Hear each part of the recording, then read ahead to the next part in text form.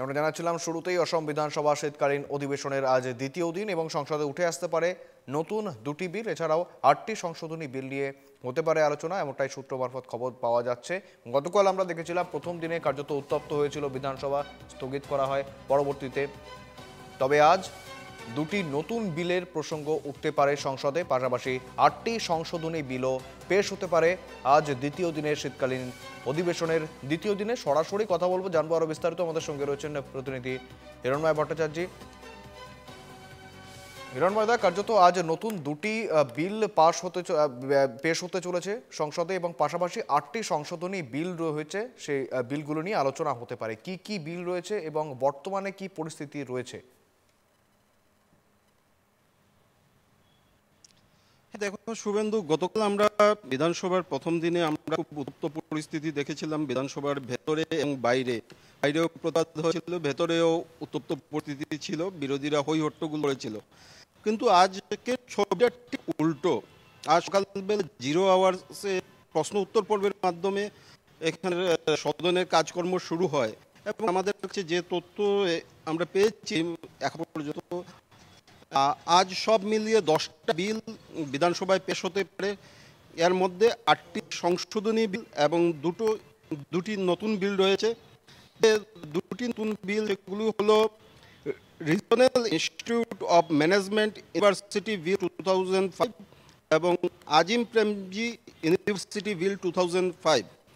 আমরা যতটুকু জানতে পেরেছি, আজিম প্রেমজি ইউনিভার্সিটিটা পলাশবাড়িতে হবে এবং এর জন্য আইআইএম এর কাছে ওখানে জমি বরাদ্দ করা হয়েছে। তো এই বিলটা পাস হয়ে গেলে আগামী দিনে ওখানে নির্মাণ কাজের যে গতি হবে, নির্মাণ কাজটা শুরু হবে এবং খুব তাড়াতাড়ি আগামী 2-3 বছরের মধ্যে এই ইউনিভার্সিটিটা নির্মাণ কার্য কমপ্লিট করার একটা সম্ভাবনা রয়েছে বলে আমরা জানতে পেরেছি।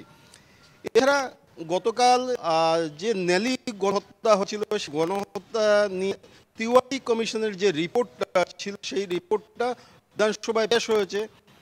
আজ সেই রিপোর্ট বা প্রতিবেদন নিয়ে বিধানসভার ভেতরে আলোচনা হওয়ার সম্ভাবনা রয়েছে। বিরোধীরা, আমরা 2-1 বিধায়কের সঙ্গে কথা বলেছিলাম, তখন ওনারা জানিয়েছেন যে তারা এই তিওয়ারি কমিশনের রিপোর্ট নিয়ে আলোচনার দাবি জানিয়েছেন। তো সেটা আমরা পরবর্তী সময়ে দেখতে পাবো যে আলোচনা হয় কি না। এছাড়া আজ বিকেলবেলা আসাম ক্যাবিনেটের একটা মিটিং রয়েছে। মন্ত্রিসভার বৈঠকে যে এসটি মর্যাদা নিয়ে প্রতিবেদন জমা পড়েছে, সেটা নিয়ে ক্যাবিনেটে আলোচনা হবে এবং আগামীকাল সেই প্রতিবেদন সদনে পেশ করা হবে।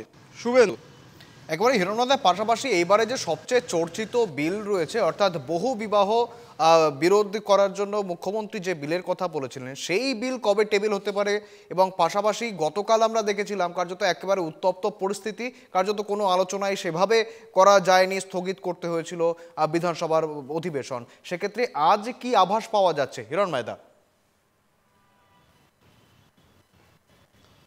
শুভেন্দু দেখো বাবা, যেটা পলিগামি একটা নিয়ে যে একটা বিল আনার কথা ছিল, মুখ্যমন্ত্রী বারবার বলেছিলেন যে আসামে বহুবিবাহটা নিষিদ্ধ করা হবে এবং সে নিয়ে আসাম সরকার অলরেডি জানিয়েও দিয়েছে যে এই চলতি শীতকালীন অধিবেশনে বহুবিবাহ প্রতিরোধী আইন বিল পেশ করা হবে। যতটুকু যে বিধানসভার যে সূচি ছিল, সেই সূচি মতে সেই বিলটা গতকাল অর্থাৎ 25 তারিখে বিধানসভায় পেশ করার কথা ছিল, কিন্তু 25 তারিখ যেহেতু সদনের কাজকর্ম স্থগিত হয়ে যায়, সেজন্য বিলটা প্রথম দিকে পেশ করা হয়নি। তবে এই মুহূর্তে আমরা যতটুকু খবর পেয়েছি যে গতকালই কমপক্ষে 10খানা বিল বিধানসভায় পেশ হয়েছে।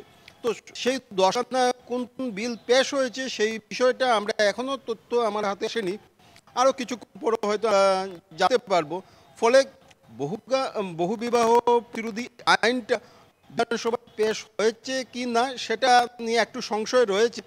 যদি গতকাল পেশ না হয়ে থাকে তাহলে হয়তো আগামীকাল পরশুর মধ্যে এটা বিধানসভায় পেশ হবে। শুভেন্দু, একেবারে হিরণদার পাশাপাশি আমরা দেখেছিলাম কার্যত উচ্ছেদ নিয়ে একেবারে সুর চড়িয়েছিলেন এআইইউডিএফ এর প্রত্যেক বিধায়করা। সেক্ষেত্রে উচ্ছেদিতদের পাশে দাঁড়াতে বা ঘরহারাদের ভিটেহারাদের পাশে দাঁড়ানোর জন্য তারা কি আজকেও আবারও সুর চড়াবেন?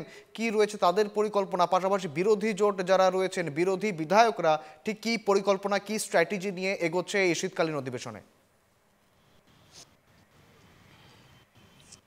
দেখো, উচ্ছেদ নিয়ে গতকাল আমরা বিধানসভার বাইরে আমরা গান্ধী মূর্তির সামনে এআইইউডিএফ কে প্রতিবাদ করতে দেখেছি।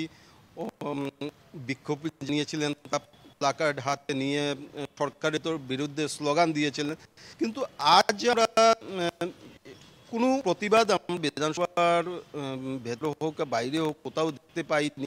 এবং আমরা যতটুকু বুঝতে পেরেছি যে ওটা সদনের অধিবেশনের প্রথম দিন ছিল, সেই জন্য বিরোধীরা প্রথাগতভাবে একটু উত্তপ্ত পরিস্থিতি সৃষ্টি করে বিভিন্ন ইস্যু নিয়ে। তো ওটা প্রথম দিনেই মূলত শেষ হয়ে গেছে বলা যায়। এখন এই বিষয় নিয়ে কিছু বলছে না। গতকাল যা হয়েছে হয়ে গেছে। আজকের দিনে আর এই বিষয়গুলো নিয়ে কোনো আলোচনা নেই, অন্তত বিধানসভার বাইরে এমনটাই পরিস্থিতি। শুভেন্দু, একেবারে হিরণময় দা, অনেক ধন্যবাদ আপনাকে। আবারও ফিরবো আপনার কাছে। আপাতত ধন্যবাদ। যেমনটা জানাচ্ছিলেন আমাদের প্রতিনিধি হিরণময় ভট্টাচার্য, কার্যত একাধিক গুরুত্বপূর্ণ বিল, আজকে নতুন দুটি বিল নিয়ে আলোচনা হতে পারে, দুটি বিল পেশ হতে পারে বিধানসভায়, এবং পাশাপাশি আরও 8টি সংশোধনী বিল নিয়ে আলোচনা হতে পারে। সব মিলিয়ে গতকাল কার্যত যে উত্তপ্ত পরিস্থিতি আমরা দেখেছিলাম বিধানসভায়, আজকেও কার্যত সেই পরিস্থিতি আসে কিনা অবশ্যই সেদিকে আমরা আপডেট নেব।